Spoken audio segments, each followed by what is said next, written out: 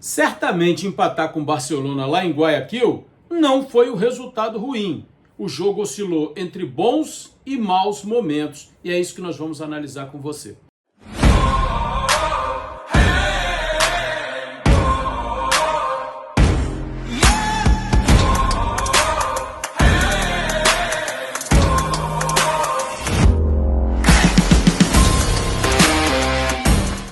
Fala aí, galera botafoguense, mais uma vez com vocês aí trazendo conteúdo acerca do nosso glorioso Botafogo de Futebol e Regatas. Vamos falar um pouquinho sobre aquele jogo de ontem contra o Barcelona de Guayaquil. Antes, porém, pedindo a você que deixe seu like, deixe seu comentário. Se você for novo por aqui, dê essa moral pra gente. Inscreva-se aqui no canal. Aqui você é muito bem-vindo, valeu? Vamos lá. Galera, o jogo de ontem foi muito estranho. Aliás, deixa eu abrir um parênteses aqui rapidamente. Só corrigindo aqui, ontem eu falei que Guayaquil ficava a 2.800 metros de altitude, eu cometi um erro gravíssimo. Guayaquil é nível do mar, é tranquilo, tá? Então foi um erro que eu cometi e peço desculpas a vocês aí. O jogo de ontem, eu confesso para vocês que eu tenho até uma certa dificuldade para comentar o jogo de ontem, porque eu não sei se eu falo mal ou se eu falo bem, porque o jogo teve essas nuances. Porém, eu vou me reservar o direito hoje de falar praticamente só bem do jogo. Porque a gente já está batendo tanto aqui, né? Toda hora a gente tem uma crítica a fazer e a galera acaba ficando um pouco cansada desse negócio de só crítica. Então hoje eu quero falar com vocês aqui a respeito do lado bom do jogo, sem deixar de pontuar algum ponto ou outro negativo que aconteceu durante a partida. Bom, vamos começar por um lance que eu achei muito interessante no nosso grupo de WhatsApp, lá da galera botafoguense. O nosso amigo Daniel fez um comentário, Daniel Alves, né, nome de craque.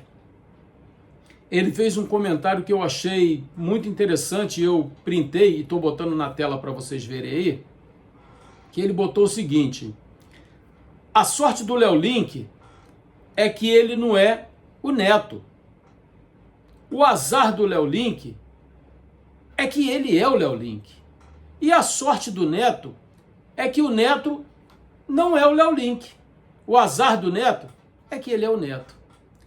Isso mostra bem a dimensão do que é que são os nossos goleiros hoje.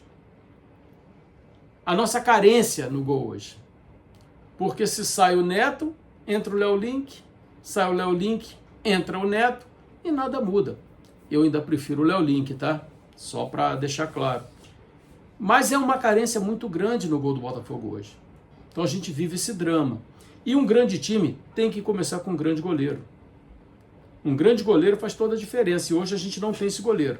Então o Léo Link falhou ontem feiosamente no gol do Barcelona. Fez algumas partidas anteriores aí boas, mas ontem foi muito infeliz. Esse jogo do Botafogo, de muito toque para o lado, muito toque para trás, eu confesso para vocês que me irrita um pouco. Não é o tipo de futebol que eu gosto, mas o Botafogo tem feito isso. Eu achei que ontem fosse ser diferente. Mas vamos lá, vamos falar de coisas boas. Eu vou falar dos dois alas, né, ou os dois laterais, como preferirem. Vou falar do Vitinho e do Alex Telles. O que o Vitinho está jogando é uma grandeza. Eu estou surpreso com a qualidade que o Vitinho tem demonstrado nos jogos. Porque já critiquei muito o Vitinho aqui, mas o Vitinho, nessa temporada, é interessante que uma temporada que o Botafogo não está bem, o Vitinho está sensacional. O Vitinho está jogando demais, mas está jogando demais. Eu estou muito satisfeito. Eu ousaria dizer que hoje o Vitinho é o melhor lateral direito atuando no futebol brasileiro. Tá jogando demais da conta. Eu acho que o Ancelotti já vai começar a olhar para Vitinho de uma maneira diferente. O Botafogo está bem servido com o Vitinho. E o Alex Telles é outro, está me surpreendendo de maneira positiva. Eu não sei se a proximidade com a Copa do Mundo, não sei se ele ainda tem pretensões de disputar a Copa do Mundo, tomara que tenha, porque isso serve de estímulo. Mas o Alex Telles está mostrando um potencial físico bom, qualidade nos passes, tem cobrado os escanteios muito bem. Então o Alex Telles também melhorou, principalmente no que diz respeito ao seu condicionamento físico. Porque a qualidade técnica do Alex Telles, todo mundo já está careca de saber. Então, novidade nenhuma. Então, estou satisfeitíssimo com esses dois laterais, ou dois alas. Outra surpresa boa é o Bastos na zaga. Eu falei em vídeo há um tempo atrás que eu não acreditava que o Bastos fosse jogar em alto nível novamente, porque a contusão dele foi muito séria.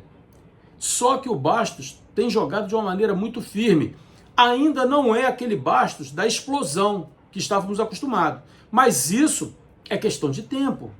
É questão de tempo, é questão dele pegar mais condicionamento físico, mais confiança, porque a gente vê que em alguns momentos ele parece que ainda tem um pouco de medo de sofrer nova lesão, mas o Bastos, inclusive ontem, no segundo tempo, já próximo de terminar o jogo, ia ter um contra-ataque do Botafogo, estava atacando, ele estava lá, ia ter um contra-ataque do Barcelona, e ele chegou dando um carrinho assim meio lateral, tirando a bola, que foi sensacional. E isso aí já com um tempo de rodagem bem adiantado. Então mostrou que fisicamente ele está melhorando, está evoluindo muito. E o Barbosa é aquele cara de sempre, que joga firme, comete erros, porque é natural, gosta muito de sair, às vezes deixa uma brechazinha, mas no contexto geral o Barbosa também sensacional.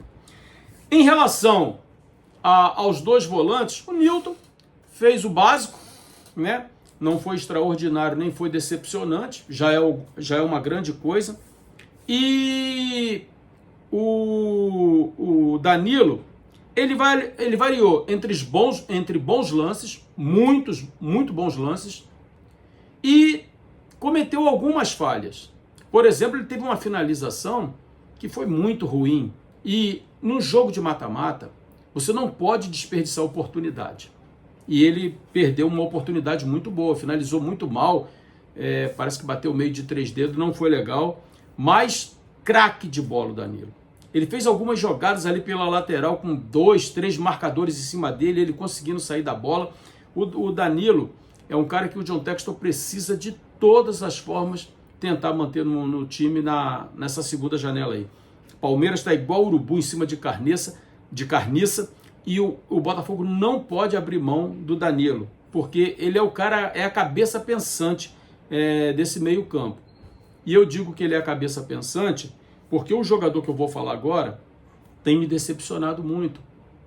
Eu queria saber onde foi que o Montoro deixou o futebol dele. Será que a camisa 10 pesou para o Montoro? O Montoro precisa entender que a camisa pesada do Botafogo é a 7. E a segunda camisa mais pesada do Botafogo é a 6. Então não precisa ter medo da camisa 10. Porque o Montoro, desde que assumiu a camisa 10 do Botafogo, o futebol dele desapareceu. E Martim Anselmi tem insistido com ele até o final, e ele não tem retribuído essa confiança do treinador. Ontem foi mais um jogo ruim dele. E o companheiro dele, que é o Jordan Barreira, também não está jogando bem. Mas ontem, mesmo não estando jogando bem, eu diria que ele não deveria ter saído por 2 motivos. Primeiro, ele tem muito mais garra do que o Montoro. Tem demonstrado muito mais garra que o Montoro. É aquele cara que chega, tromba, dá um carrinho, meio atabalhoado às vezes, mas consegue fazer isso. E foi o cara que fez a jogada para o gol de empate. Então, eu acho que a substituição foi errada. A menos que tenha acontecido alguma coisa, a menos que tenha pedido para sair, ok. Mas eu acho que a saída dele foi errada. Não deveria ter saído. Em condições normais, não deveria ter saído. Deveria ter saído o Montoro. E, de repente, o Montoro precisa pegar um banco para poder entender qual é a importância dele para a equipe. Porque ele parece que esqueceu isso. Ele está jogando de maneira assim, sem ânimo, sem tesão, sem explosão. E o Botafogo precisa da qualidade técnica dele.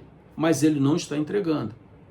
E o outro jogador que eu queria falar com vocês aqui, e esse é um capítulo à parte, né? Porque extremamente criticado pelo torcedor, inclusive por mim.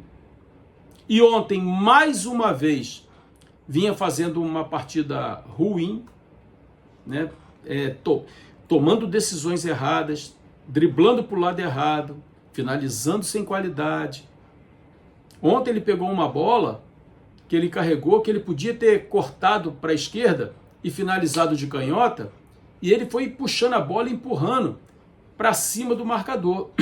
E eu não entendi ele ter feito aquilo, porque contra o Flamengo, na temporada passada, não, 25, 24, ele pegou uma bola e partiu para dentro do cara, cortou pela esquerda e finalizou de canhota. Eu estou falando do Matheus Martins, que ontem vinha fazendo um jogo ruim, mas fez um gol de muita qualidade. Foi um gol que ele dominou, olhou, finalizou sem dar chutão, o que é muito importante, que às vezes o cara quer dar-lhe um pancadão na bola e acaba isolando a bola. Então ele foi muito consciente no gol que fez, ajudou demais o Botafogo. E eu percebi uma coisa nessa questão do Matheus Martins com o treinador. O treinador confia nele. Ele deve estar fazendo bons treinos. Porque a hora que ele fez o gol, que ele foi comemorar com o Martim Anselmo, eles se abraçaram e soquearam as costas do outro, e como quem diz assim, eu não estou te falando que você pode, que você consegue. É desse jeito. O cara às vezes precisa pegar confiança, né? Eu não vou falar aqui dos jogadores que entraram ao longo do jogo, porque o vídeo vai ficar muito longo e é chover no molhado. Mas o jogo de ontem foi isso. Foi um misto de uma atuação ruim para uma boa atuação. O Botafogo poderia ontem ter saído com uma vitória de Guayaquil. Poderia. Se tivesse caprichado um pouco mais, se Danilo não tivesse finalizado mal, se o Matheus Martins não tivesse finalizado mal, poderia ter saído com um resultado diferente. Matheus Martins foi eleito lá o herói do jogo, né? O Hero of Match. Então o cara, tem lá suas qualidades, não foi de todo ruim. O torcedor ainda pega no pé dele, o torcedor botafoguense ainda não acredita nele, mas ontem ele foi fundamental na partida. E é isso que a gente espera, que o cara consiga, que perca 2, mas que faça 1. Que perca 3, mas que faça 2. Não pode perder 3, 4, 5 e não fazer nenhum.